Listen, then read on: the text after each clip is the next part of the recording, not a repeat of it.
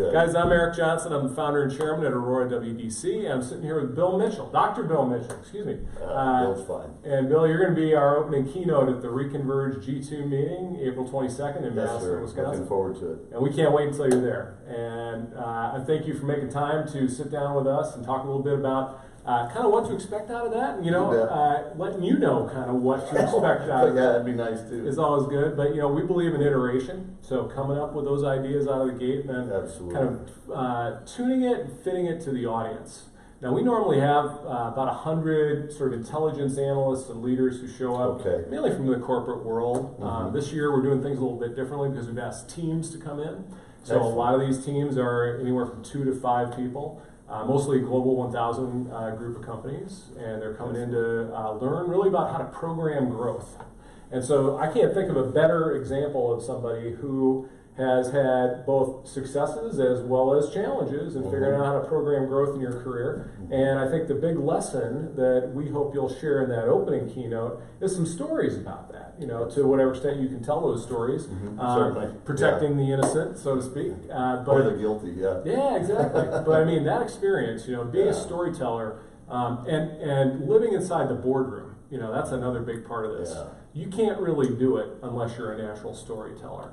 So maybe you can tell us some lessons that you've picked up over the years about that. It'll be a little bit of a sneak preview for what we'll see in Madison. Absolutely. I'm excited about the opportunity. I want to thank you all for having me. I'm excited. It's going to be a great time, and looking forward to get to know the folks. And hopefully, I'm sure I'll learn more than I give out, and that's normally the case. But when I think of the lessons that are learned, especially when it comes to growth and needing to grow, the challenges that we face, there's one story that comes to mind.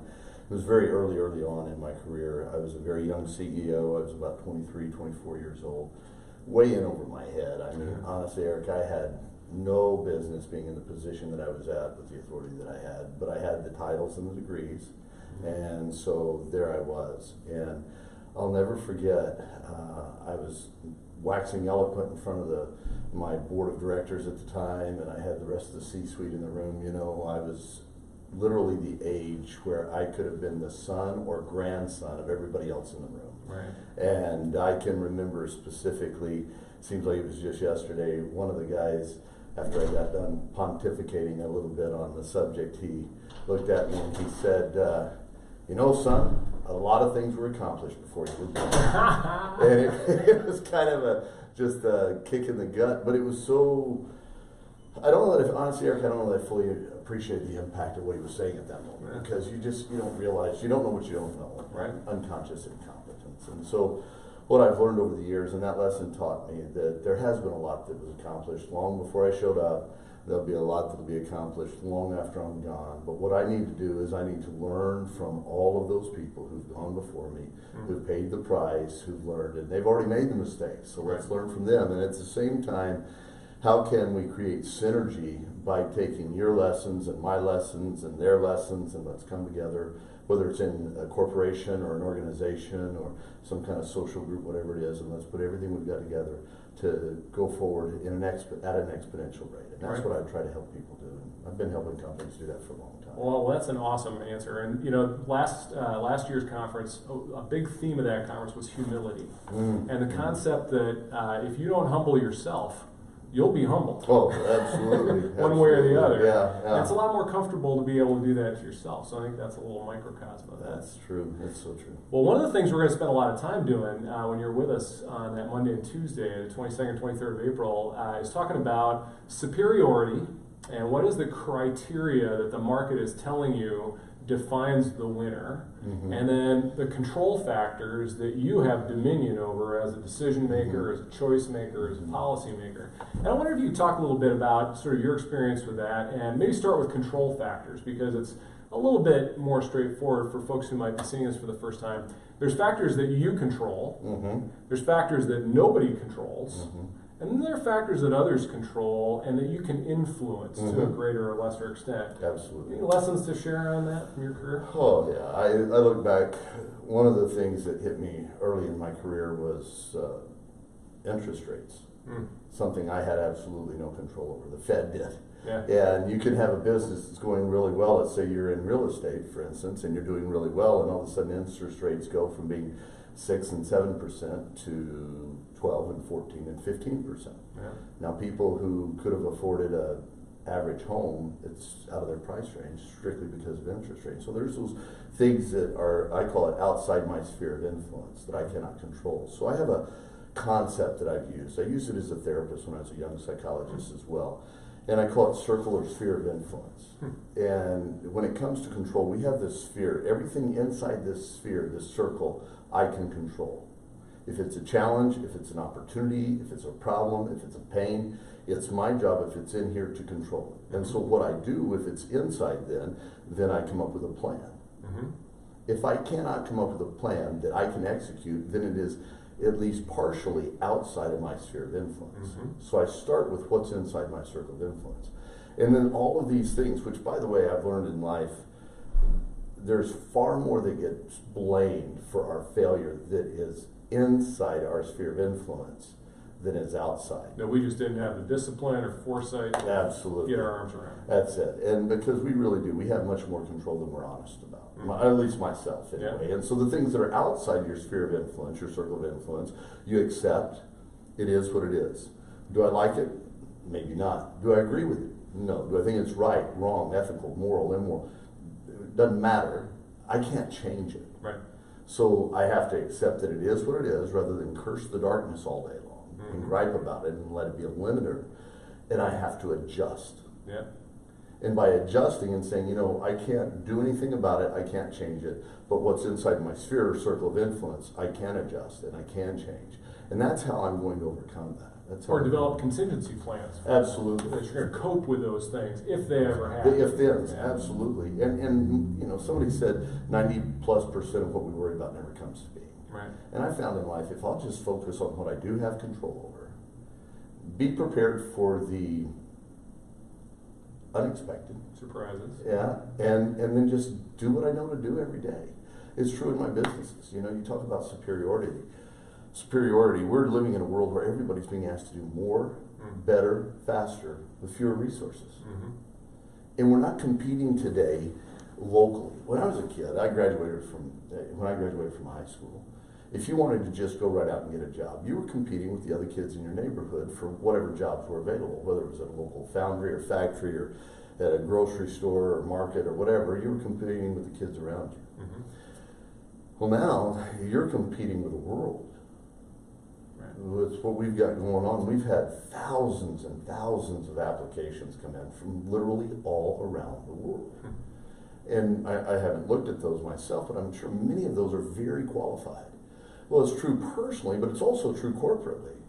We're competing with the whole world. Just because you hang out a shingle and say, hey, I'm open for business, doesn't mean that people in your region have to do business with you now. Right. Yeah. I can, with a click of a button, I can get the best deal anywhere in the world, oftentimes for services. And so when it comes to superiority, we've really got to figure out, for our industry, what defines us. I think there are some things that cut literally across all industry. There are things everybody has got to have in place if they're going to be the creme de la creme. But I also believe that we have to be niche enough and specific enough in our industry where we have that differentiating factor that honestly nobody else can compete with. Right. We're the best of breed, and we really are the best of breed. And when you take the best of breed with all these other things that used to be differentiators on their own, they were differentiators on their own, now they're almost standard.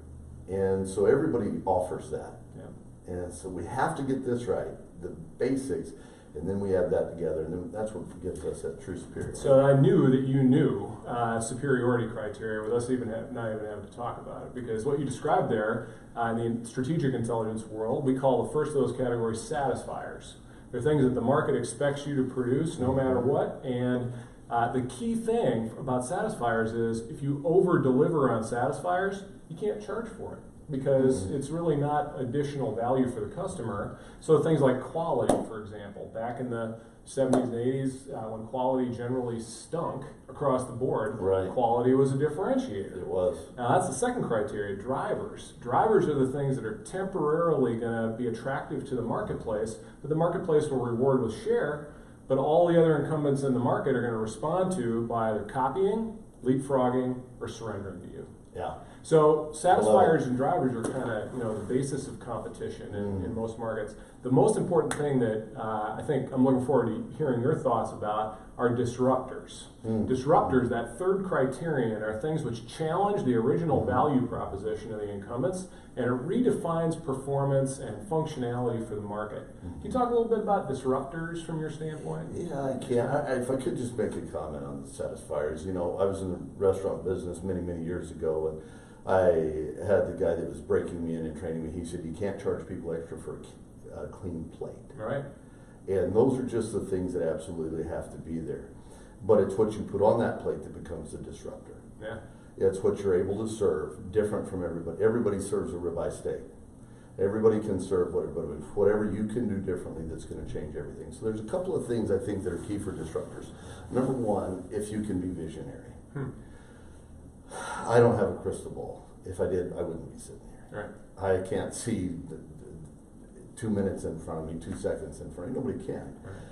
But what we have to do is we have to be visionary by looking at past, looking at trends to figure out what might be some disruptors. What are the things? Now, sometimes a disruptor can be small within an organization. I've coached big corporations, Fortune 100 corporations, where literally all we did was put a different policy in place, and it became an internal disruptor that improved quality.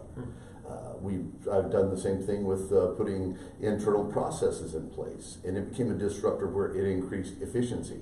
It increased effectiveness of the individual players. But for corporations, for organizations as a whole, to be a disruptor, say in the market, they've got to do one of several things. One, they have to either be better than everybody else, and by that I mean they have to be better than everybody else when it impacts 3 areas: time, cost, and quality. So if I'm going to truly disrupt without having some creative, innovative idea, if I'm going to just start another janitorial service, and I've started several, and they're a good way to start them, sell them, good way to make money. But if I'm going to just start another janitorial service, then those satisfiers, I've got to be the very best, but I've got to be able to deliver something of value that impacts all three: time, cost, and quality. If I'm not going to have something new, creative, or innovative. Right. So the other disruptors that we see all the time are something that is completely different. And if you study the two different mindsets between the way Asia manufactured in the automotive industry and the U.S. manufacturing in the automotive industry, the U.S. was looking for disruptors in some ways. You know, Honda was making an Accord. They were just making it better. They were doing Kaizens. They were just through making it better. You know, have a Kaizen, make it better. And the first Hondas were pretty awful. They were. Eventually. Yeah, they were. You know, Hyundai is a great example of a Korean automaker. You know, they were terrible, and the Kias were terrible. Now they're premium cars. You know, well, compared to some. And but for at the same time that when we were getting beat, the North American automotive market was being beaten by the Asian market because they were just improving what they already had. We came back, and the thing that saved us, other than maybe a few bailouts along the way, if I had Coca, we had something completely different. Ford had the Taurus, Chrysler had the minivan. How many minivans have you owned in your life? A couple. Yeah, I've owned a few too, and everybody that's our age has. We've owned several. Yeah. It completely disrupted the market. It was a disruptor. The minivan was a major disruptor. I didn't know I needed it until I knew that I could get that instead of station wagon. Yeah, absolutely. But we had a station wagon when I was a kid, facing backwards, you know, right, exactly. And you know, absolutely making the people behind you mad. But so that those disruptors are those things that are completely different, and they're innovative and they're creative. And I think the mistake that a lot of organizations make is they keep looking for that massive disruptor. And at the same time that they're looking for this massive disruptor, they allow their business as usual, their bread and butter, to be neglected. By the same token, on the antithesis, I see the same thing where somebody is so afraid to step outside the box, to try something new, to be innovative, to be creative, to take a risk, that they wind up staying in this little box that they've got and trying to just keep making what they've got better, better, better, better, better. It's like a better pencil sharpener. How you make a better mousetrap? There's only so much you can do. Right. I think one of the greatest analogies or stories about that, and I don't know that I have the details of it right, you can Google it later and see, but there were two gentlemen that walked into the #1 slide rule company maker in the U.S. And I was the 8th grade slide rule champion. So for those people who don't know what that is, that was pre-calculator. Right. Well, these guys go and they have this electronic calculator, adding machine calculator thing. And they pitch it to the slide rule company. They said it'll never catch on, it'll never happen. Well, Texas Instruments is still around today, and the slide rule company's out of business. Right. They were unwilling to step outside. That was a major disruptor. And they said it's too expensive, it's too bulky, it'll never go. And at that time it was several $100. The slide ruler was just a few dollars. But here we are. Right. So I think that for any corporation, you've got to almost be dichotomous in your approach. Keeping, as you said, those satisfiers moving, being best of breed with what you've got, continuous improvement, but at the same time, you've got to be looking for what can we do that's going to change the world. Right. Well said. So two final topics. One of them is around entrepreneurship, and specifically with young people. I think that young people today have more choices than ever. If you think about college as sort of the default place where the best and brightest end up, that's not necessarily where the best and brightest end up going on to make the most impact in the world, have the most productive or progressive results that come out of their work. And one of the big themes that we're exploring here is around the idea of meaningful work, finding work that's really meaningful. How would you define meaningful work in your career for if you were, I don't know, 19 again, or that 23-year-old CEO again? Yeah. You know, what would you do differently from a meaningful work standpoint? You know, I've met people who said, if I could go back and change things, I wouldn't change a thing. I admire those people because I change everything. Right. I didn't do anything right. You know, much of my career I've been involved in nonprofits, and I've run a 45-nation nonprofit, just sit on the board of several nonprofits. And I think meaningful work doesn't have to be a nonprofit. It doesn't have to be something that is, and nothing wrong with doing things that are charitable. I believe in that, and I support that both personally, time-wise, and financially. But meaningful, to me, it means that I know that I'm making a difference. Right. So for two things. Number one, when I pillow my head at night, I can go, it's been a good day. Win, lose, or draw. Because I know I tried. Yeah. And what I'm doing, whether it's enhancing the lives of the individuals who are under my employment and giving them a way to sustain their family and grow and develop and build their lives and their children's lives, whether it's that or whether it is that we're doing something that is good and meaningful for mankind as a whole. It may be very altruistic, and I'm all for that. So I think that's one thing. And then also I believe it's something that when, as you just said, when you look back on your career, and I got a lot more time behind me than I've got ahead of me at this stage of the game, and I look back and I look at the things that were the most meaningful.